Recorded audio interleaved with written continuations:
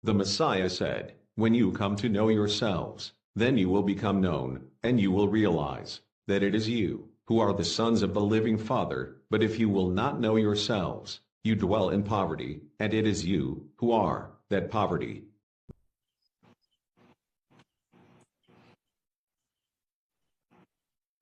Salamat po, PM, Priest PM Sinem. Magandang gabi po, mahal na hari. Go ahead po sa inyo pong para po sa mga kapatid. Go ahead po. Magandang gabi sa inyong lahat mga kapatid at maraming salamat sa pagdalo sa special session na ito bilang paggunita na rin sa first year anniversary ng revival of the priesthood. So indeed it was May 24 last year nung una akong nagpakita officially sa mga priests to choose and anoint the first batch. But hindi lahat sa first batch ay tumagal. Maraming nalaglag. So, during the anointing, actually, I already have the apprehension na tila merong hindi handa para maging priest. Ngunit hindi ko pwedeng kansilahin for the sake of the weeds.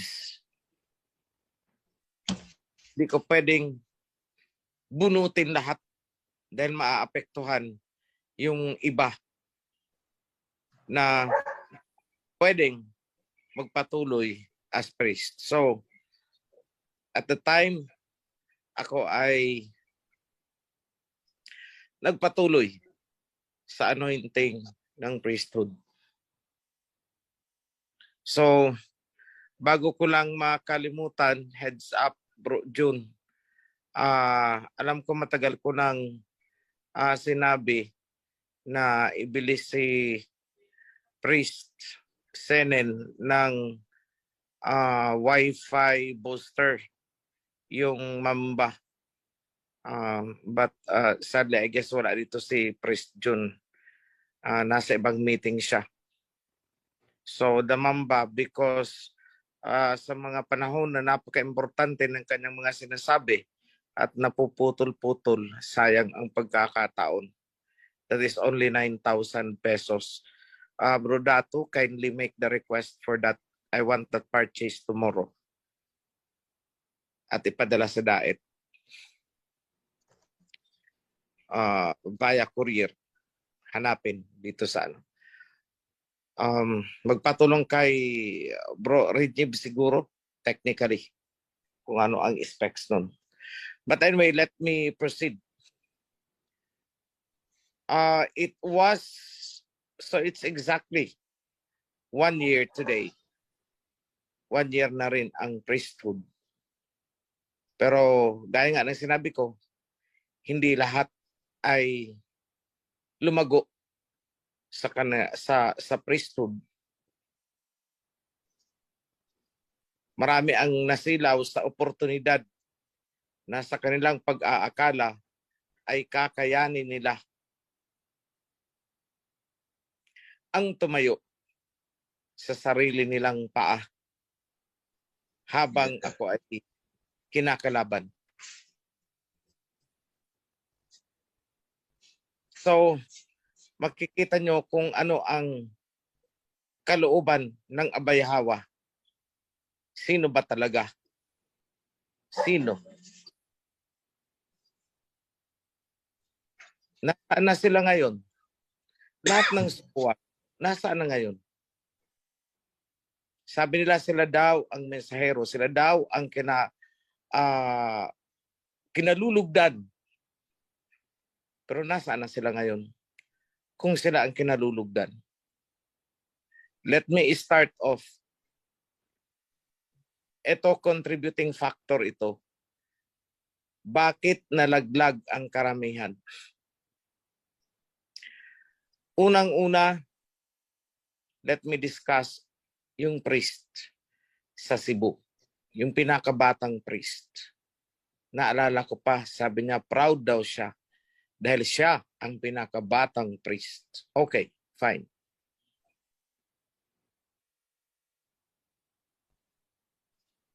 Hindi na alagaan ang priest na yun. In a sense, na napamper siya at lumaki ang kanyang ulo. Dahil nilabag ng ilan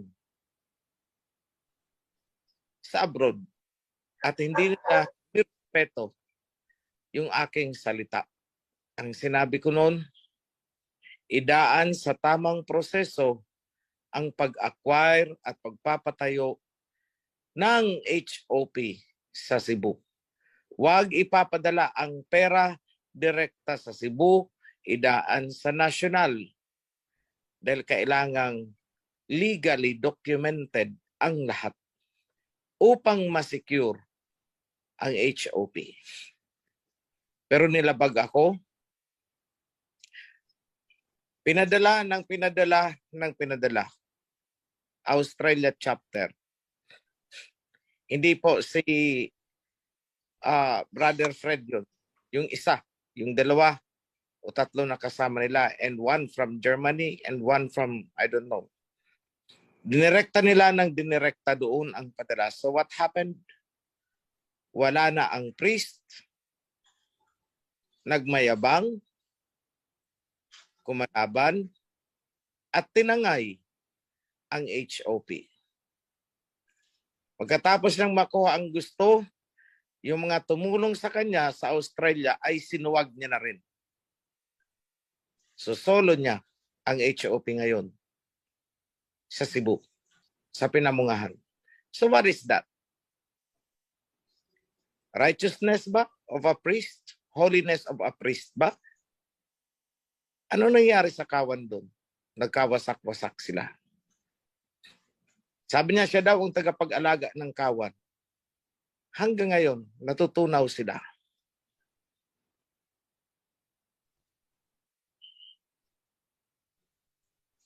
Yan ang isa sa pinakaunang kaso. Then here comes Negros. Hindi rin nakarating sa amin. They started a project dahil idinidikta lang ng CC sa kanyang mga members ang decision making. Siya ang nasusunod, which is not the proper protocol. There should be proper consultation. And when the decision is arrived na, sige magtatayo ng HOP, notify the national. Alam nila yan. But they willfully deviated with gross disrespect. Even at the time na nire-rebuke namin sila, the CC is really, wala sa kanya yung attitude and submission. Kaya anong sinabihan niya si Presidente na ambot sa langaw, habang siya ay pinapaliwanagan, outright I decided, take him out. Along with all his sympathizers.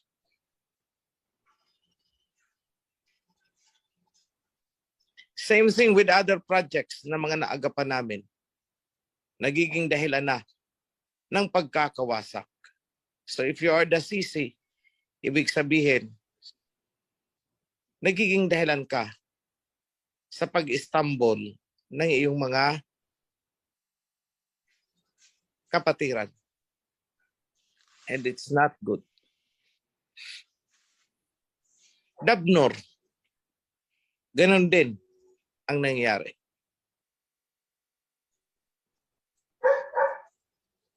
And in many instances, nagmamalaki ang isang chapter kasi may donor daw sila. And we checked that out. Yes, there is. Alam niyo ang pagbibigay ay hindi masama.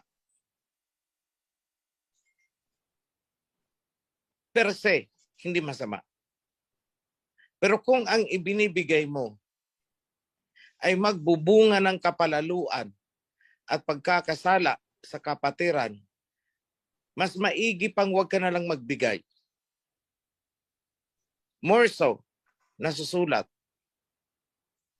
Kung ang pagbibigay mo ay magiging dahilan ng pagkakatisod at pagkakawatak-watak ng kawan, maigi pa sa'yo ang talian ng bato sa leeg at ihulog sa dagat. Yan ang nasusulat. Binasa natin sa Mark chapter 9 kanina. So anong ibig sabihin? Ang sagot ay naandun sa Ecclesiastes. There is time and proper procedure for every matter. There is time and proper procedure for every. Ibig sabihin, hindi natin dapat piliting hinugin nang wala pa sa panahon. Dahil pag pilit nating hinugin yan nang wala pa sa panahon, mapakla yan at katitikuran.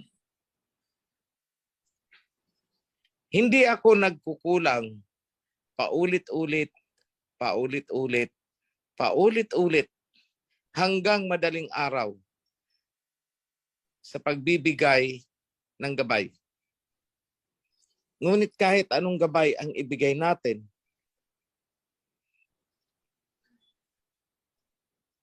ay nawawala ng saysay. Kung ito ay pumapasok sa kaliwang tenga, labas sa kabila. So again, tinatawagan ko ang priesthood and mga officers. Huwag po kayong magiging dahilan ng pagkakawatak-watak, pagkakatisod, liliit ninyong kapatiran dahil hindi po ako mangingimi na magtapat kung kinakailangan. Hindi ko na kailangang patunayan ang sinasabi ko dahil matagal ko nang ginagawa ang pagtatagpas. Kaya hindi po ako sabihin natin nang pressure lamang, nagsasaywar, nagbabluff, nananakot. Hindi po. Sapagkat ginagawa ko talaga.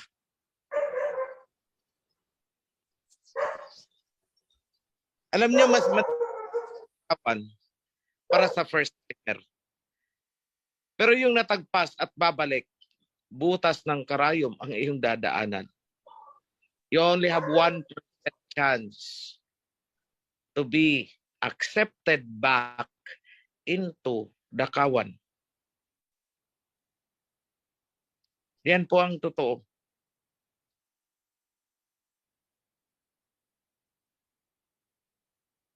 So kaya ko ito sinasabi. Dahil gusto kong muling buksan sa inyo na ang pagpasok ninyo dito sa kawan ay hindi barkadahan system. Hindi kayo naririto upang makipagbarkadahan. In such a way na kapag nag-walk out, nagwelga, nagsigaw-sigaw ng demokrasya, ang iyong sinamahan, ikaw ay lalabas na rin. Dahil pag ginawa mo yon at bandang huli, nakita mong mali pala, ikaw, paano ka? Mahirapan kang bumalik. I will make it very difficult for you to come back. Iiyak ka talaga. And I am not exaggerating it. Yes, maraming umiyak at maraming umiiyak hanggang ngayon na gustong bumalik. But I said, no, the door is closed. Huwag niyong sabihin na ako'y walang puso. Dahil ibinuhos ko ang puso ko sa kanila bago sila lumabas. Pero inapak-apakan nila. And I said, so be it. Reap what you have planted. Hindi ako naghihigante. Sinusunod ko lamang ang kasulatan. Nasusulat baga? Aanihin mo kung ano ang iyong itinanim. Kung ano ang itinanim mo sa akin, ipapaani ko sa iyo. Hindi yan paghihigante. Ang tawag dyan ay righteousness.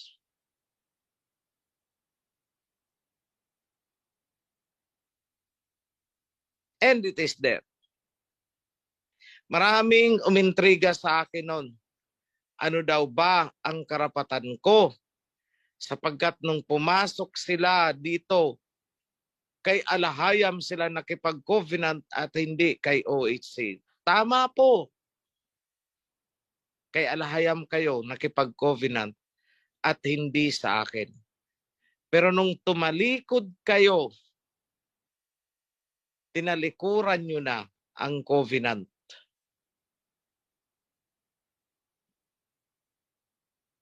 So wag mo nang gagamitin na depensa ang covenant kung hindi na kita tanggapin.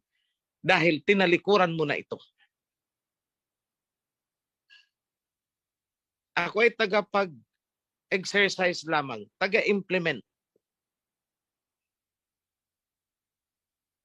Kanina na andun sa karugtong ng binasa ni Priest Senen, I think yung sa Matthew yun. Yung sinabi baga kay Pedro,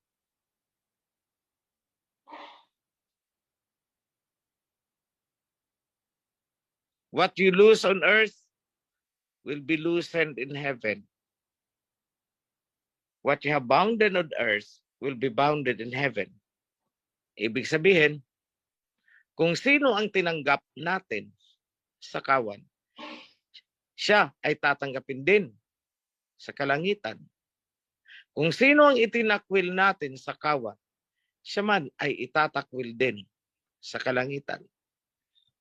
Provided further, na ang pagtatakwil natin ay may sapat na basehan. At ginagawa natin yun. Hindi tayo basta-basta nagtatakwil eh. At kahit itinakwil na natin, binibigyan natin ng chance to come back. Pero kailangan niyang patunayan na siya ay karapat-dapat na ngang tanggaping muli sa loob ng kawan. And that is the 1% chance to come back.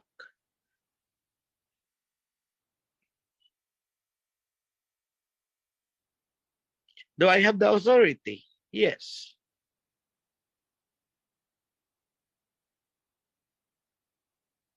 Binigay baga kay Peter, anong sabi? I give you the keys of the kingdom of heaven. Binigay kay Peter.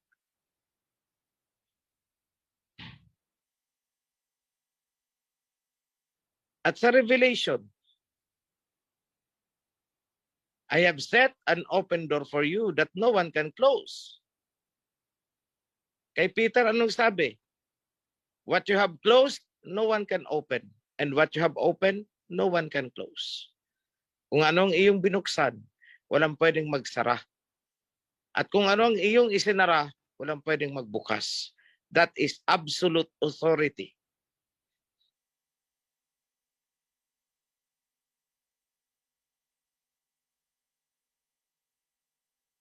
Sa mga nagki-question, una, ako ay vlogger. Tama. Narrator ako. Yes. Tama. Narrator lang ako.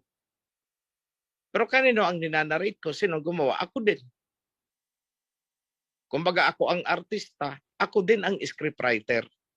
Kaya pwede kong sabihin, sino ang scriptwriter? Ako scriptwriter.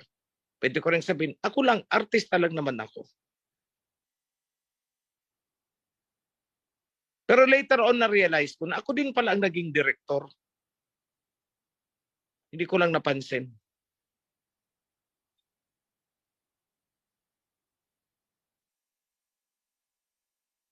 Pero salamat din doon sa mga naunang nagmulat sa akin ng mata.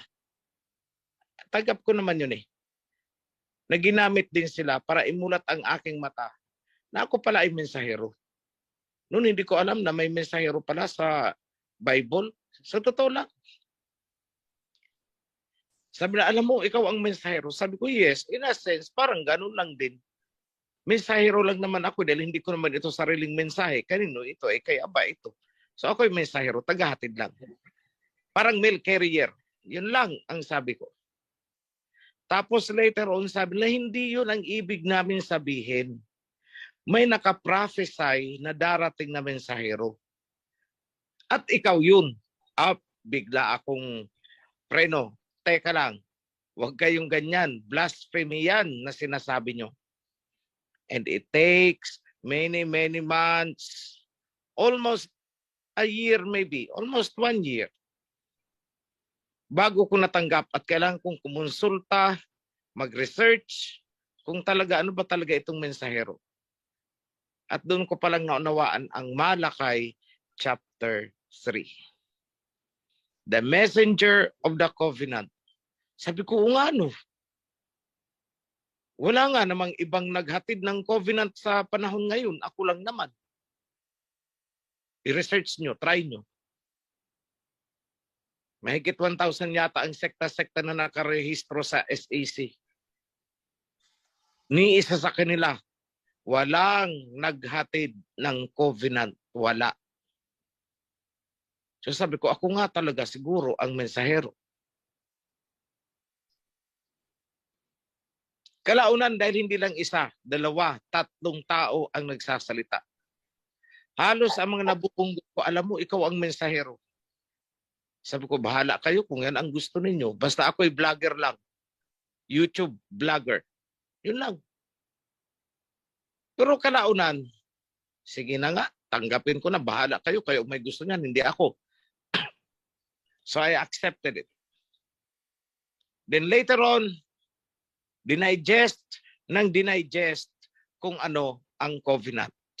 At nung naintindihan na, inireveal na, ang covenant pala, ang konstitusyon ng kaharian. A kingdom. So, andyan na naman sila. Alam mo, ikaw yung king. Sabi ko, oy, tumigil nga kayo dyan. Paano ako maging king? Hindi man ako mayaman. Hindi ako popular. Wala akong kakayahan. Wala akong political power.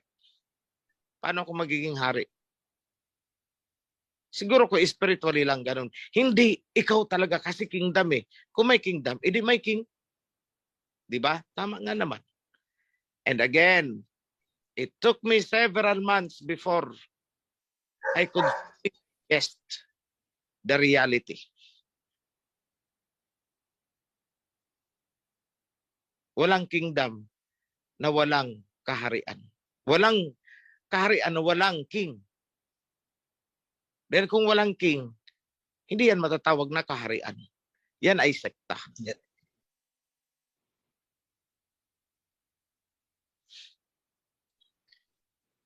At doon ko na-realize, later on,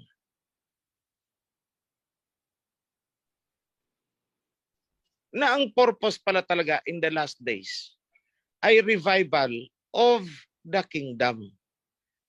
Kasi nasusulat yan kay Amos na muling itatayo ang bahay ni David. So akala ko naman kubo kasi tent sa Bible. And the tent of David will be restored. So ang iniisip ko, ini-imagine ko, tulda, yung tulda. Tulda na parang trapal na tinukuran sa gitna. Sabi ko, ganun pala ang tirahan ni David.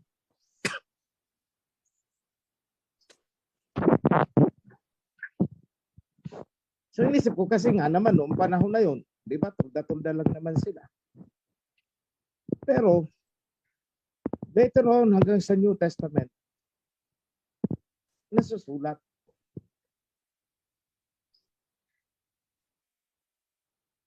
That the throne of David will always have a successor. Sabi ko, hindi ito basta tulda-tulda lang. Kingdom talaga. So sabi ko, kailangan talaga matapos ang revision ng Torah and Covenant. Kasi biruin mo, ang Kingdom of David, ginawang 10th of David, tulda ni David. Na wala talagang essence of a kingdom. Hindi talaga mag-sink in sa imagination mo, sa diwa mo, yung glamour, the majesty of a kingdom. Kasi ang ini-imagine mo ay 10th because that is what was written.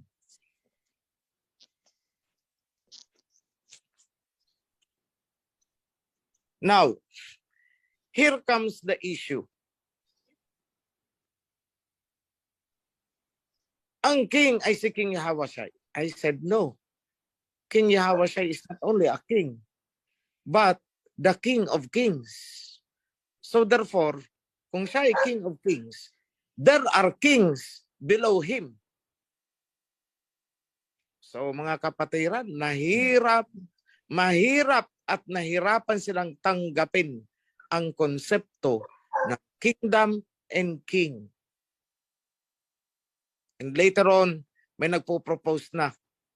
Isa sa pinakamakulit, itong si Mark Derrick. Kulit. Ang kulit talaga ni Mark Derrick. Kung hindi nyo igagawa, si King O8 ng crown, ako ang gagawa. Gagawan ko ng paraan yan. Ay talagang nang sulisit po talaga ng mga ginto. Gagawin daw corona ko. Sabi ko, kailan pa kaya ito makakabuo? May nagbigay ng isang pirasong singsing. May yung alam yung pangtuhog sa tenga, yung ano na wala na ang hikaw, yung pangtuhog na lang ang natira. O isang piraso ilagay, sabi ko, kailan pa kaya ito mabubuo? Biruin mo yan. Tapos later on, gawa siya ng kahon. Sulisit na naman sa kapatiran. O panahon pa yan ni Sara at Jovinil, nakita nila yan. Aba, may mga naglalaglag Padami ng padami ang naglalaglag. Tapos eto na, na-intriga kaagad.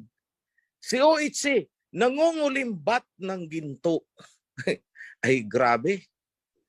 Nangungulimbat na ako ng ginto para daw sa aking corona. Pero sige lang. Let it be. At hindi pa nga natatapos ang corona. Dapat daw may setro din.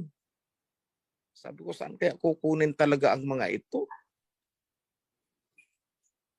Pero alam nyo,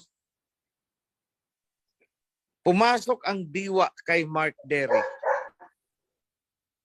para lang sindihan at maglagablab yung kagustuhan ng kawan.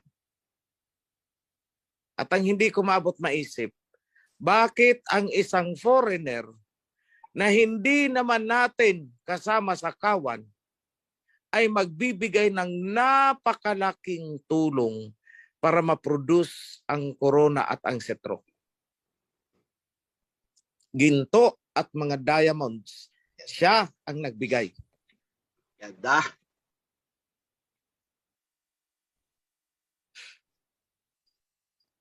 Yes. Mga ginto, mga diamonds, mga jewels. Ang laki ng binigyan niya, pati mga perlas. At hindi ordinaryong perlas po, ha? Kung bibilin mo yata ang isa nun, di yata bababa sa 50,000 ang isang piraso. Overall, ang setro, aabot yata ng 2 milyon ang halaga. Wala nang labor yun, materials na lang yun.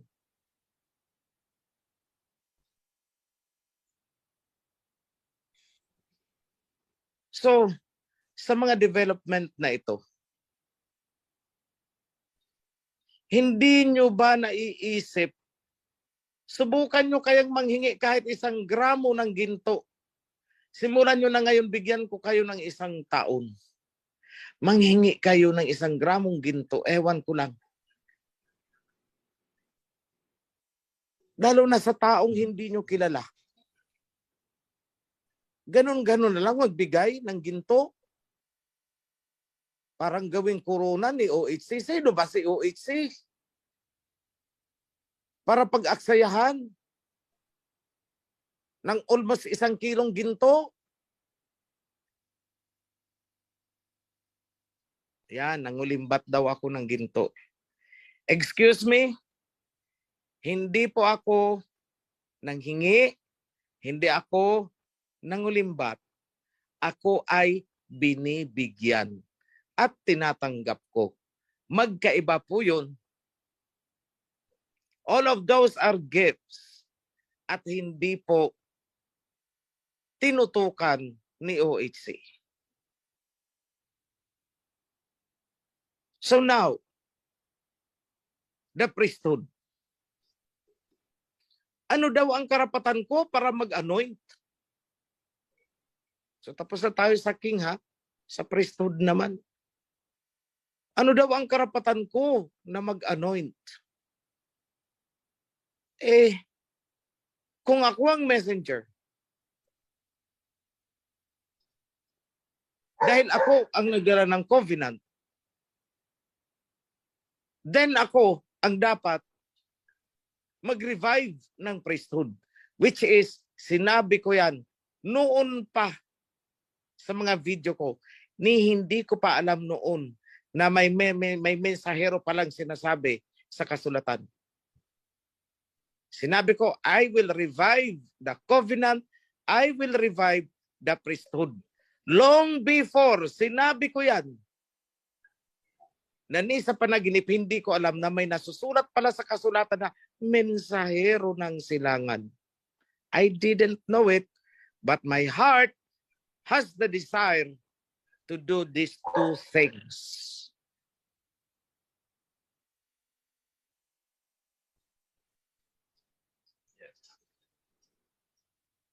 And we are on the process of doing that. At tama yung sinabi ni Priest Simri. And I said, hindi ako magpapagupit hanggat hindi nare-revive ang priesthood at naipapublish ang Torah.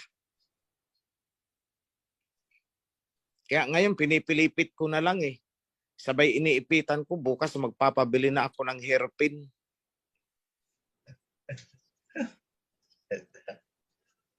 Kailangan na eh. Because it's almost mahigit 1 year na. Kasi nung time na binitaw na sinabi ko sa kanila, although ayoko sanang sabihin, pero sinabi ko na rin anyway. Wala namang masama. Sinabi ko sa kanilang anointing. Hanggat hindi lumalabas na accomplish ang 2 bagay na yan, I won't cut my hair. Hindi ako magpapa-razor, hindi ako magpapagupit. Hanggat hindi yan natutupad. Kahit ano pa ang maging hitsura ko, basta yan. I have to do that.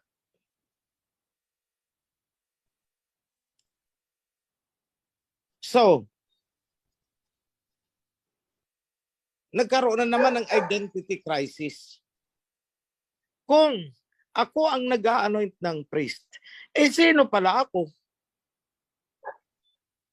Di priest. Paano ka makakapag-ordain, makakapag-anoint into priesthood kung ikaw mismo ay hindi naman priest?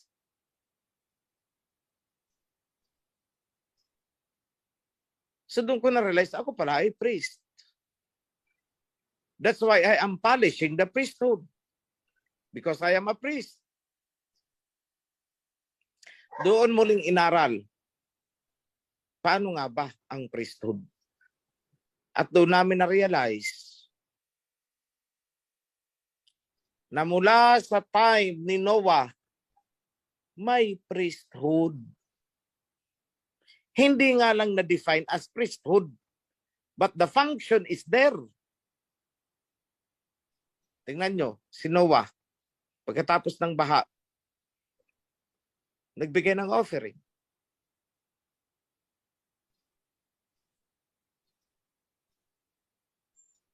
At pagkatapos nun, ipinasa niya kay Shem. From Shem, ipinasa kay Abraham. Down to Isaac. Down to Jacob. At nung hindi pa defined, down to Judah. Then, napadpad sila sa Egypt. Lumabas mula sa Egypt. Ibinaba ang covenant. Sino ang nagtuloy ng priesthood? Moses. Alam ba ninyo na si Moses is a priest and a ruler, a king?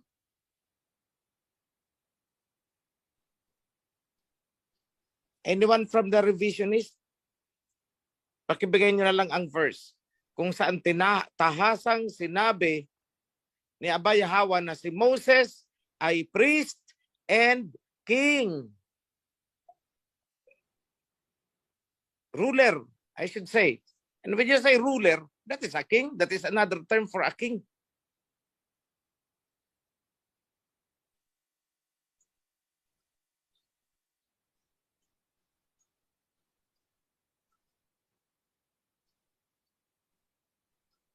Then, na-establish ang formal kingship panahon ni Saul. Kasi sa panahon ni Moses, ruler nga si Moses, pero nandun ang King of Kings. Nandun. The son of Yahweh, si Messiah Yahweh. Nandun siya. Direct supervision. And they remained under his supervision, under his command directly,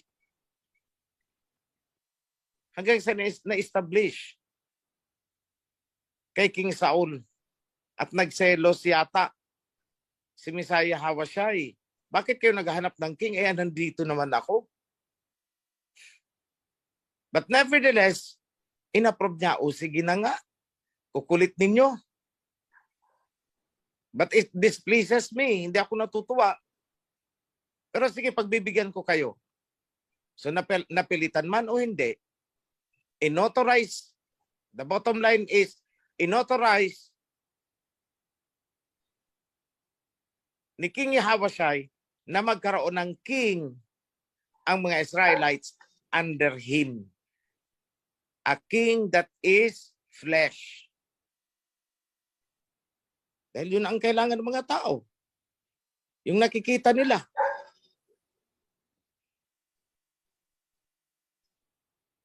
Sinong nag-anoint? Si Samuel.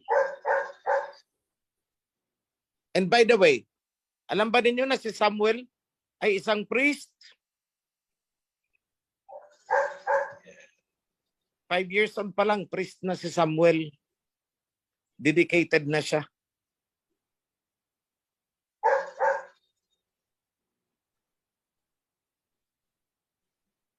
So the priest anointed Saul to become king.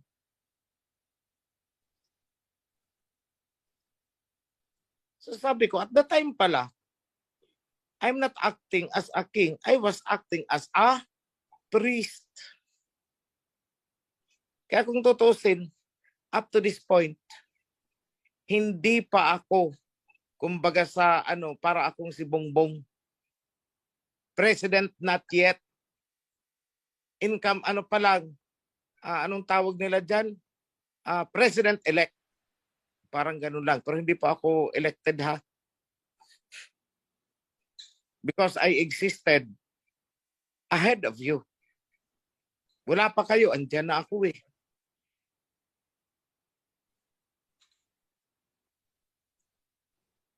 Bago pa dumating ang first follower ko, nandiyan na ako.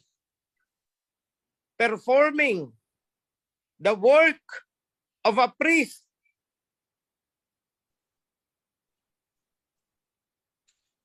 Anong nasusulat?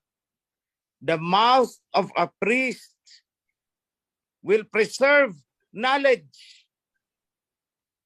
Anong ginawa ko? Hindi ba preserba ko ang kaalaman? The mouth of a priest will preserve the truth. Anong ginawa ko? Di ba inilabas ko yung katotohanan? Katotohanan tungkol sa covenant?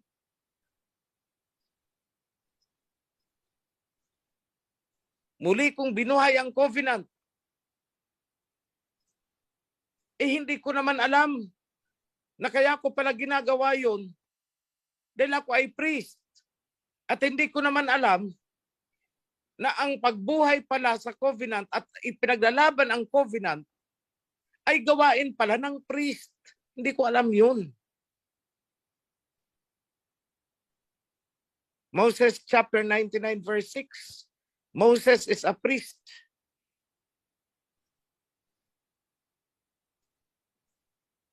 Ayan, yung sinasabi ko kanina.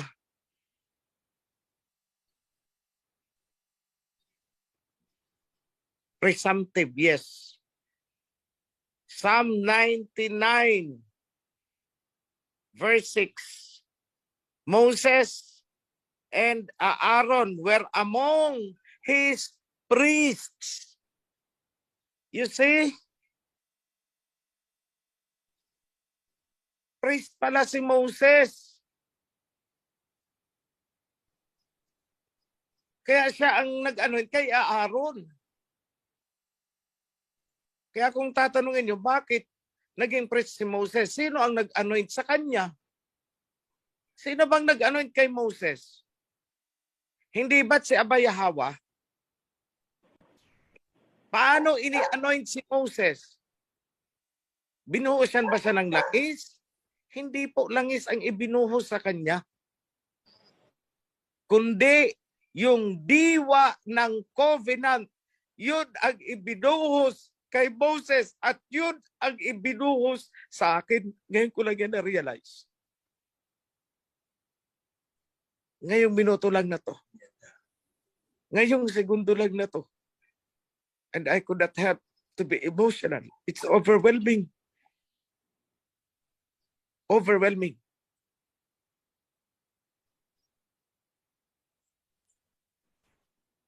Ang ini-anoint pala kay Moses ay ang covenant. At yun din naman, di ba, ang ini-anoint sa akin, ang diwa ng covenant. Why are you questioning?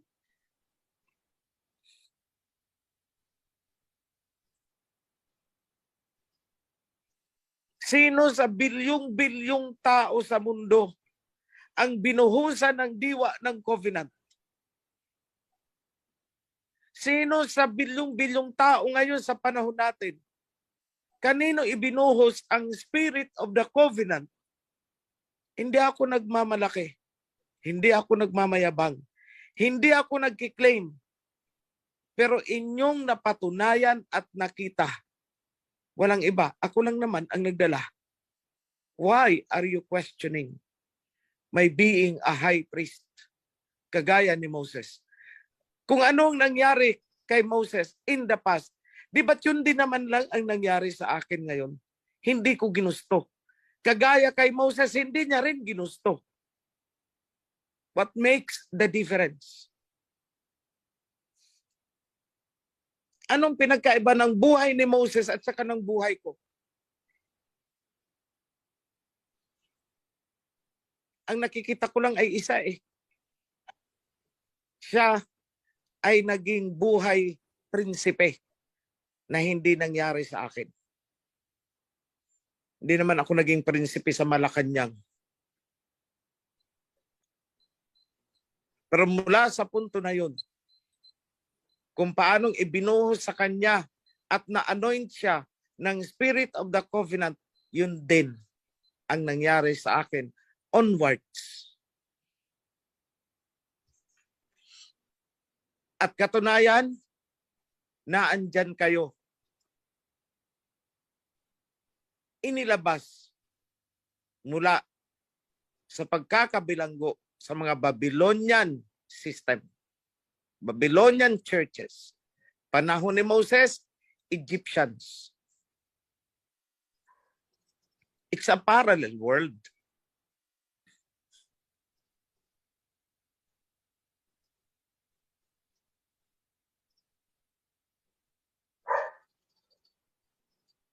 Moses was a priest.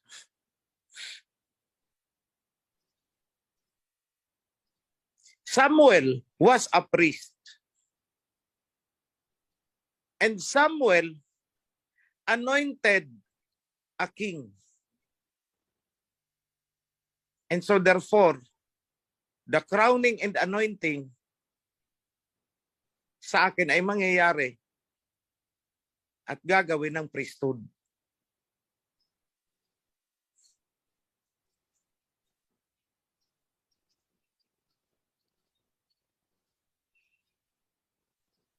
Pero matapos ang anointing, who is above the priesthood? Makikita nyo yan sa panahon ni King David at ni King Solomon. Kung paanong pinagtatagpas ni King Solomon yung mga priest na taksil sa covenant. Yes, Solomon did it. And so therefore, the king has an overriding power over the priesthood, although it's the priesthood that will anoint a king. But in my case, bago pa dumating itong mga priesthood, andyan ako as a priest by virtue of the spirit of the covenant na dinala at na ibinuhos sa akin at dinala ko sa inyo.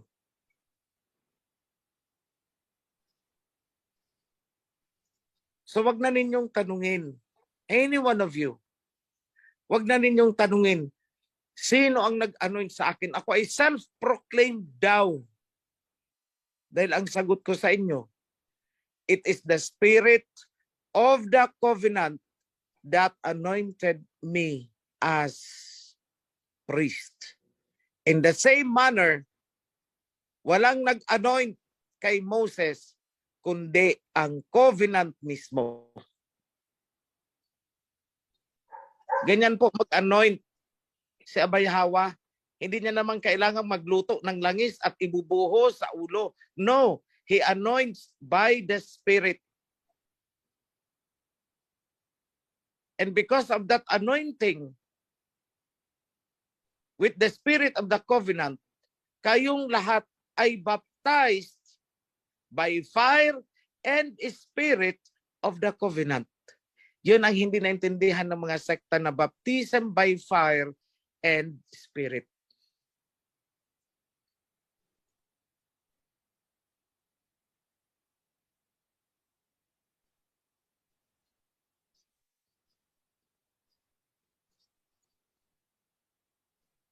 Hindi mahirap ang ipinapaliwanag ko kung hindi nyo tatakpan ang mga tenga nyo. Ang hindi lang makakaunawa sa sinasabi ko ay yung may mga baon na doktrina sa kanilang puso dahil yun ang kumukontra sa lahat ng sinasabi ko.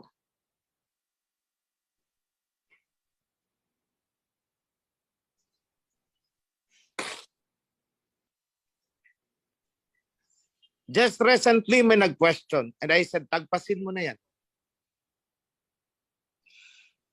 Nasaan na daw ba ang bus? Nasaan na daw ba ang templo? Ano, magic wand ang hinahanap sa amin? The temple is rising. Tuloy-tuloy ang pagbubuhos ng pundasyon. As of yesterday, we have done 4 foundations. Habang ang iba dyan ay kumukutya, habang ang iba dyan ay puro salita ng kung ano-ano. Ando naman ang mga kapatiran natin nagpapasan ng mga masa-masa ng semento kung ano-ano, mga boulder pinapasan at nagtatrabaho.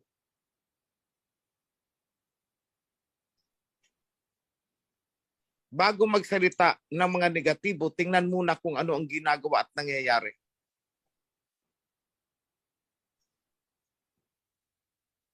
Nasaan ang bus? Wala pa ang bus. Because we have to prioritize things.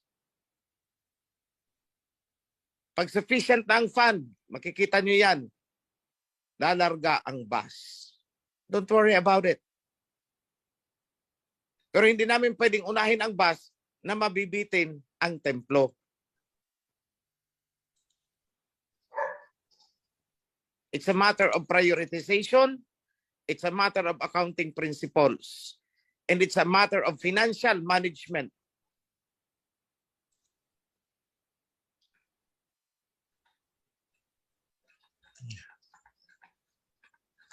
Wag po puro kutya, wag puro criticism.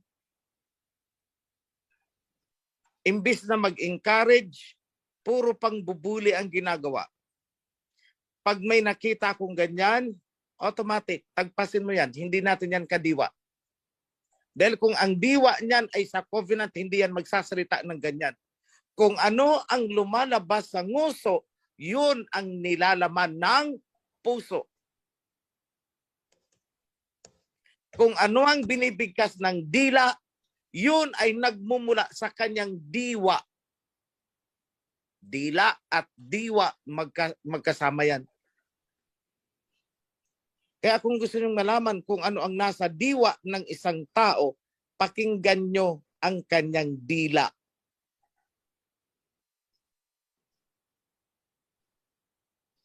So pasensya na doon sa tinagpasko. Sorry ka. Nabasa ko ang iyong puso. Nabasa ko ang iyong diwa dahil ikaw ay ipinagkanulo ng iyong dila. Yada.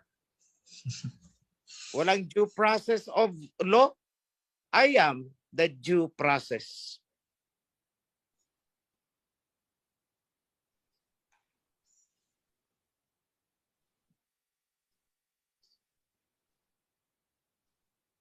Naghahanap kayo ng due process? Ako ang due process.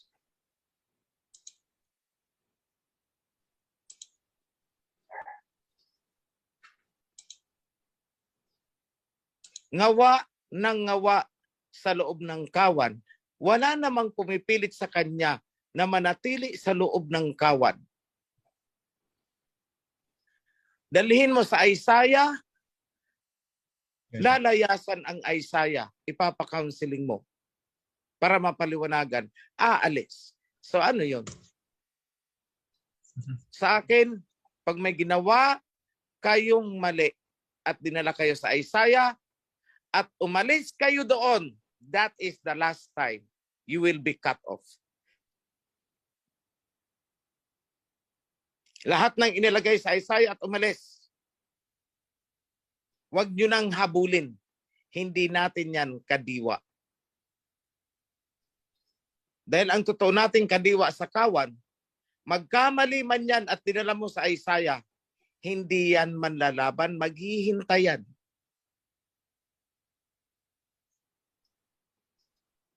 But a rebellious person,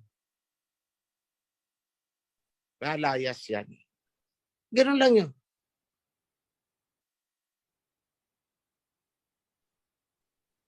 Pasensya na kayo mga kapatid sapagkat ako ay diretsong magsalita.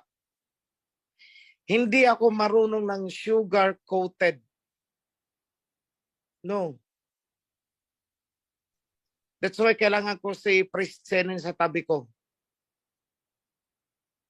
When the session is on a high tension, Priest Senen, ikaw na, banlawan mo.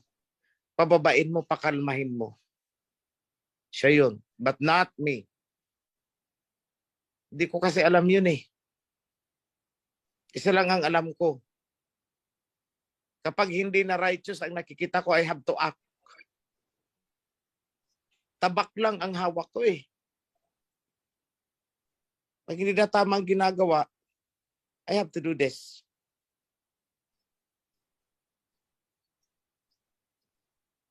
Pero teka lang, hilutin kaya natin Priscilla. Sige, ikaw na ang bahala. Eh kung sasagutin mo si Priscilla ng ambot sa langaw, ay huwag tayong mag-usap. Lalo pag narinig ko, wala na. Kahit sanggain ka pa ni Priscilla, ako na. Because Yada. the moment na isinugo ko si Priscilla, kausapin mo. The moment na binastos mo yan, ako ang binastos mo. Bakit? Kasi ako ang nagsugo niyan eh. Yan ang persona ko para iharap sa'yo. Binastos mo, edi ako ang binastos mo. O subukan nyo, bastusin nyo ang presidente. O wag ng presidente.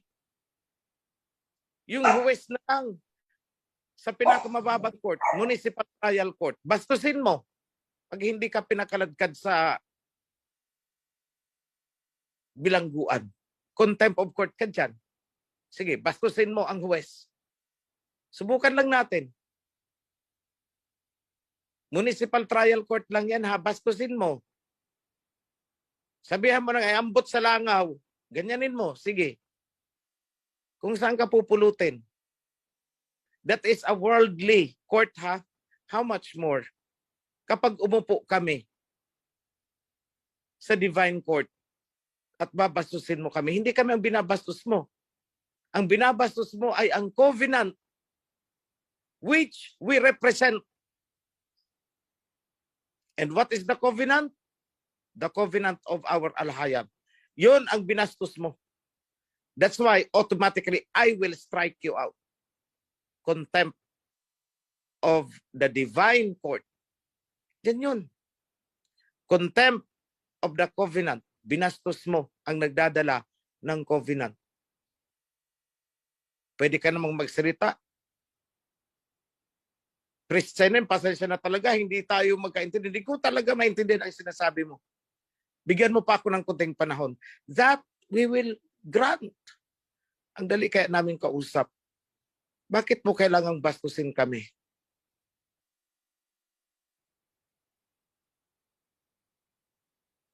Lahat ng pag-unawa, ibinubuhos namin. Lahat ng sinasabi niyo, inuunawa namin. Pero kung kayo ay magsisinungaling sa amin, ay hindi pwede yan. You will not accept that.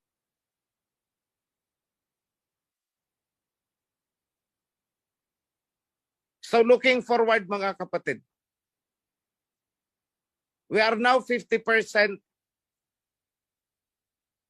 sa last book na nire-revise namin.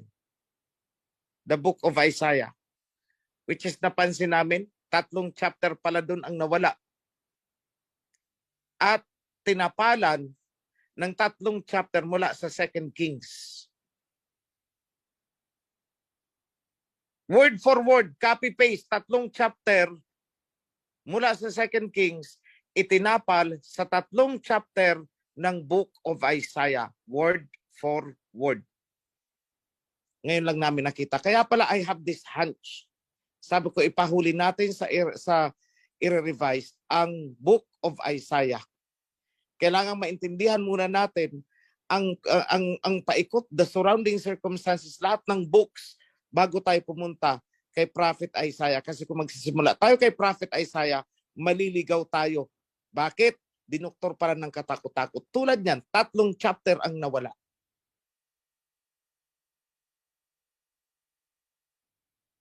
Anyone from Revisionist, give me the chapter sa chat box.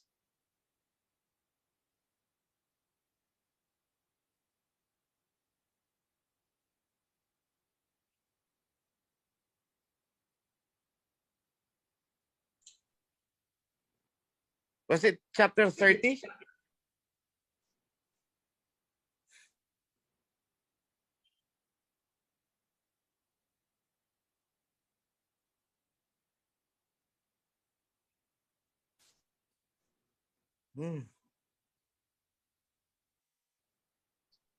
Ganda pala ng sinasabi sa Acts 7:35.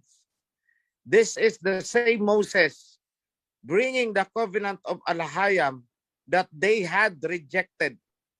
They said, "Who made you ruler and judge over us?" They did not realize that Moses was sent to be the ruler and deliverer, that is, as a king. He was conferred this authority by Yahweh himself through the angel who appeared to Moses in the burning bush. So ruler and judge si Moses. And at the same time, he is a priest along with Aaron. So technically, Moses was the chief priest during the time, the high priest. Okay. 37, chapter 37, Isaiah chapter 37, 38, 39. Nawala ang tunay na laman ng tatlong chapter na yan. At ang itinapal dyan ay ang 2 King chapter 19,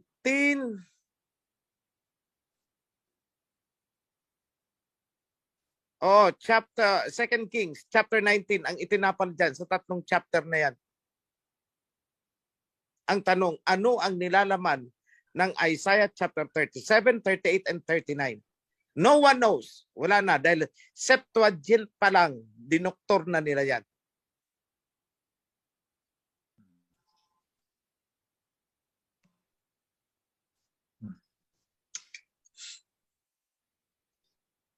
Kaya hindi po biro-biro ang gawaing i-revise ang Bible. There again, I am answering.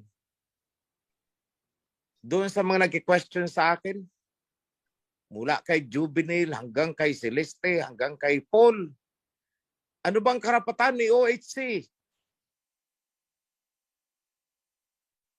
para i-revise ang Bible? Isang sagot. Sa akin lang naman ibinuhos ang diwa ng covenant at ibinahagi ko sa inyo. So I have to adjust this.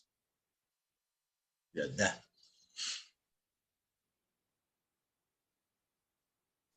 Testigo kayong lahat dyan. Hanapin niyo buong mundo. Ang nag-iisang tao na binuhusan ng diwa ng covenant, wala na kayong matatagpuan. None in our days. Hindi ako nagmamayabang dahil wala akong karapatan magyabang. Ako ay nagsasabi lamang ng katotohanan.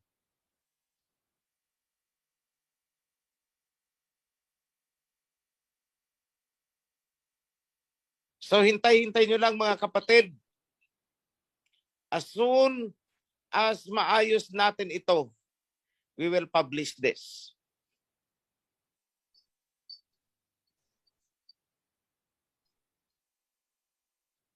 You will have it on your cell phones. Pati apps, gagawa kami niyan. So that you can read online. If you download the app, you can read it on the go. Kahit saan kayo pumunta.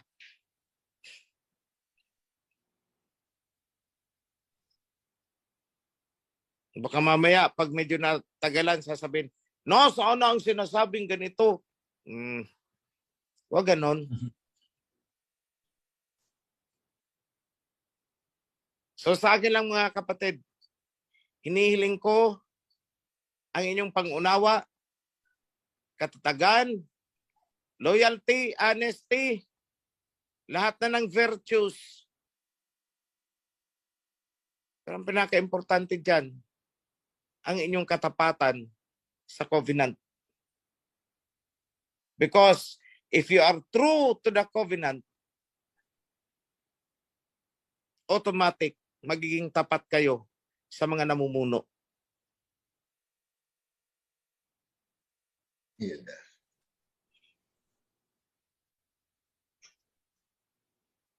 Kung kayo ay hindi nagiging tapat sa inyong mga namumuno, lalo na sa nasyonal, ibig sabihin hindi kayo tapat sa covenant. Bakit? Kasi ang nagsugo sa mga namumuno mula sa pinakamataas ay ang diwa ng covenant. Yan lang mga kapatid. At pagpalain kayo, this is my blessing to all of you, to all the officers, lalo na sa ating mga volunteer construction workers na talagang pawis at dugo ang kanilang ibinubuhos para matapos ang construction ng ating temple. Pagod, sakit ng katawan, ibinubuhos nila. Nagbibilag sa init ng araw. Napakabigat na trabaho. At sa inyong lahat,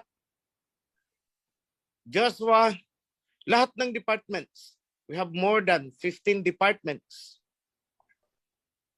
Hanggang sa kaduluduluhan, sa inyong mga pamilya, ipinapaabot ko ang pagpapala sa pangalan ng ating Aba Yahweh and King Yahweh Shai. Yada. Shalom. Yada. Ah, Alalwa, alayam. Yada. Yada.